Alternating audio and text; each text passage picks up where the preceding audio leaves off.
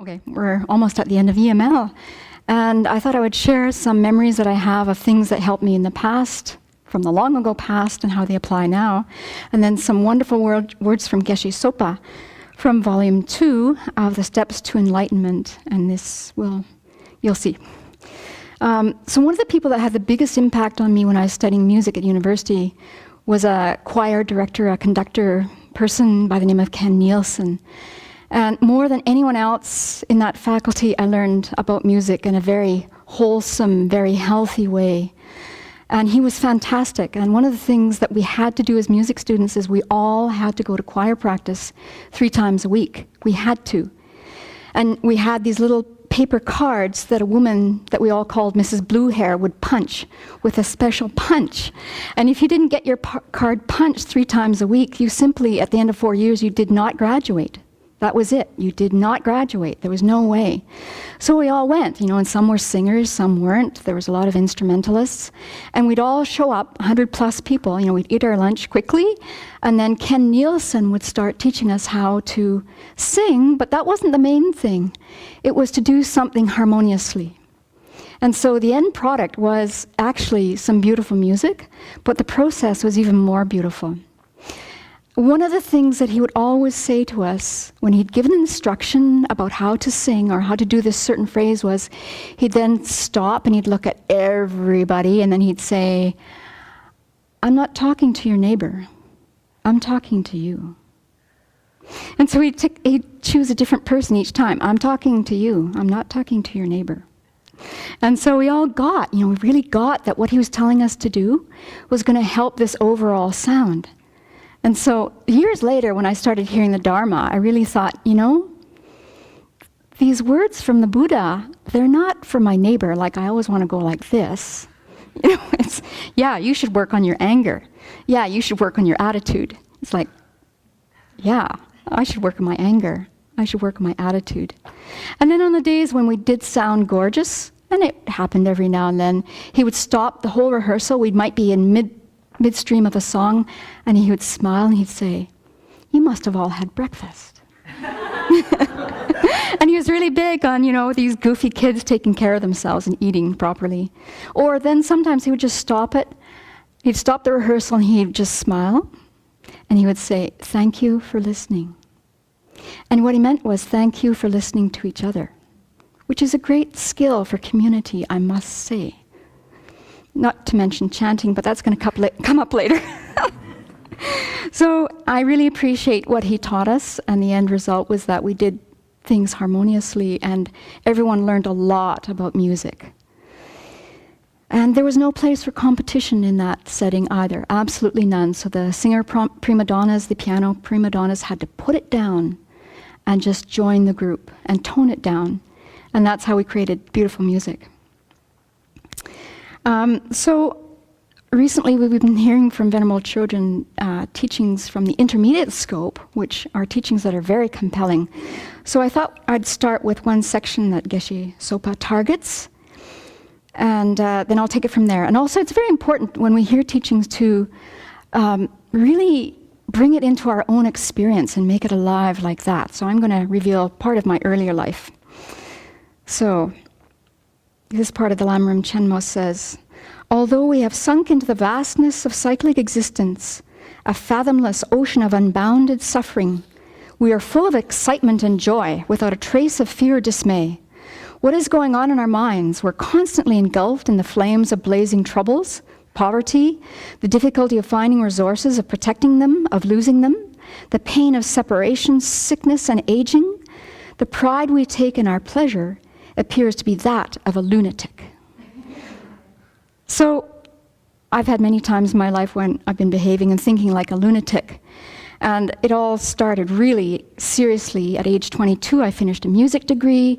I became enchanted with mime. I moved cities. I went to study at this little mime school with these other like-minded people. And at the time, my life seemed gorgeous. It was just gorgeous. I got a boyfriend. I got a stupid job.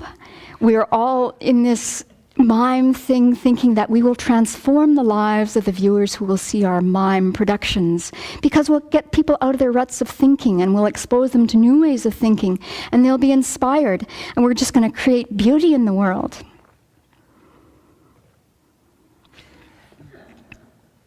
I'll continue with the Lam Rim. Alas, though worldly beings have eyes, they're blind. Although you clearly see what is always evident, you pay no attention whatsoever. Is your mind as impenetrable as a Vajra? In these verses, we're getting the perspective of the yogi, the true spiritual practitioner who has realized the disastrous nature of cyclic existence. Such practitioners see sentient beings sinking deeper and deeper into this endless ocean of suffering. And as they sink, they are laughing with excitement over their illusory and short-lived pleasures. My mime friends and I were laughing, laughing, laughing. Are their minds made of stone so that nothing at all can affect them? At that time, nothing was going to get to us. It was just beautiful being a bohemian. These stanzas give us some idea of how we ourselves should be thinking, how we should be exhorting ourselves to wake up to the true nature of cyclic existence and stop acting as if life were an endless round of pleasure. When you think clearly about this, meditate on the faults of samsara. Well, I didn't know about the faults of samsara because I didn't see them. I thought. So after 4 years of mime training, our teachers announced one day, to our huge shock, that they were leaving us. They were going to go to a different city, and we didn't know that one of the teachers was actually struggling with mental illness. And so this huge illusion shattered into pieces inside of seconds. So that didn't stop us, though. We're going to carry on. We've gotten 4 years of training underneath our belt. We're going to make our own trip, and we're going to be famous, and we're going to tour the world. And then that very month, the first thing that shook me up was my godmother died, and she died at age 56 of cancer. And I was like, what? You're my godmother. You're supposed to be there when my parents die, and you're going to take care of me forever. And she died.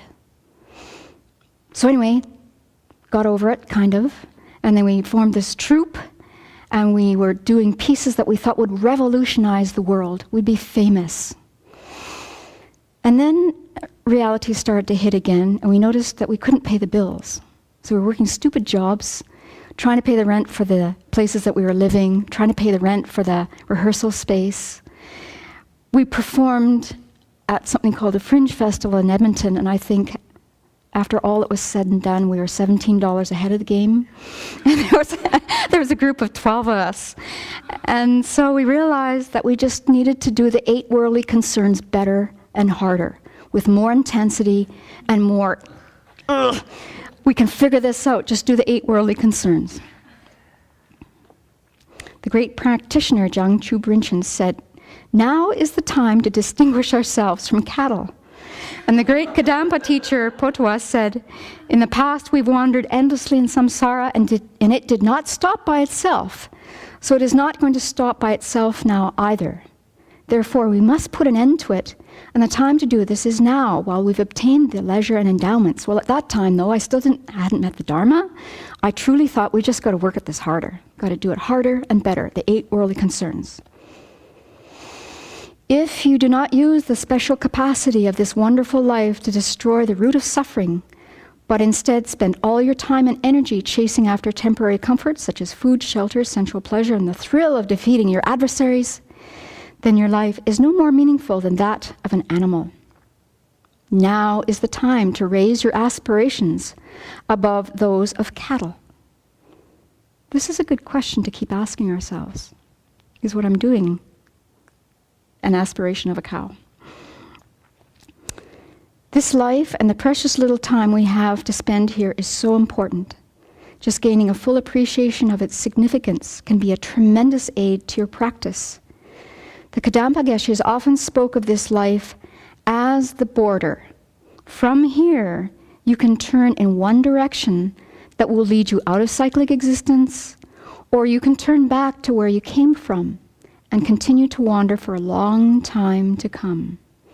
You stand at the border, and which direction you turn is entirely your choice. So I hit the border in 1999. I'm going to just abbreviate what I've written here. That year, I knew my relationship was unraveling. A routine medical exam revealed that I should go for an ultrasound. And the ultrasound took me to a breast cancer clinic. And they told me I had to undergo more tests. And then the woman said, "I'd like you in here as soon as possible." And I said, "Well, yeah, but I'm going to a retreat. I have to go to this 10-day retreat. It's just outside of Seattle." And this woman was fantastic. She said, "Well, dear, when are you getting on the plane?" And I said, "In 24 hours. And she said, "You get back here in 15 hours. We're going to do this test." So we did the test. I got on the plane. I got to the retreat at Cloud Mountain that Venerable Children was leading. It was only my second retreat. And right off the bat, Venerable Children in one of the Lam Rim topics was talking about death and impermanence. I got it in those days. I hadn't heard the outcome of these tests. And so I got it. I got it that my life might be very short. And so when I was getting it and I hadn't heard the results, I thought, I've got to do something with my life right now. I've got to make a difference. I've got to change. I've got to get hold of this insane mind. I've got to get hold of these afflictions. I've got to do something meaningful with my life. So then I found out midway through the retreat that it wasn't cancer. So I had a bit more time, but that didn't affect my resolve. I thought, okay, I've got to do something. And so that was very, very impactful.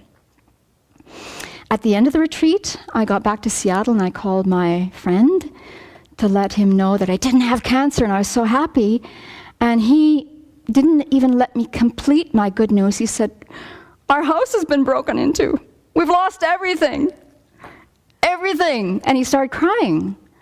And I wasn't really affected. And I just said, "Well, was anyone hurt?" He said, "No." And he continued crying. I said, "Well, that's great." And then he hung up. Anyway, what had happened was I could see that these things we had in our house that we worked so hard to get, so what? They're gone. You know, we're both alive, and I've discovered I had a bit more time. And then when I got home and saw his state, I was very, very moved that he was suffering so much. He didn't have the Dharma. The stuff was more than $75,000 worth of stuff. Some of it was irreplaceable. It was just priceless. And he suffered for many years from that loss. So I hit that border in 1999, and I made a change. This life and the precious little time we have to spend here is so important. Just gaining a full appreciation of its significance can be a tremendous aid to your practice. The Kadampa Geshes often spoke of this life as the border. From here, you can turn in one direction that will lead you out of cyclic existence, or you can turn back to where you came from. Go to Starbucks on the way back home in Safeway, and continue to wander for a long time to come. You stand at the border, and which direction you turn to is entirely your choice.